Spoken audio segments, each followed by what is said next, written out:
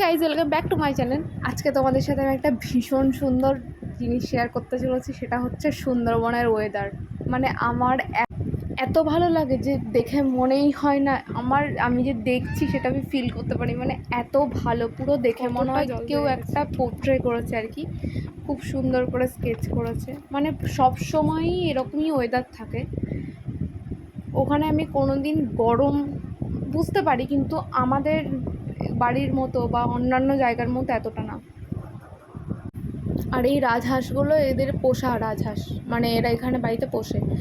তো যখন আমি যাই আর এই সময়টা জল বেশি থাকে নদীতে, ভীষণ ভয়ঙ্কর তো অবশ্যই, মাঝে মধ্যে নৌকা বন্ধ হয়ে যায়, কিন্তু দেখতে অপূর্ব লাগে।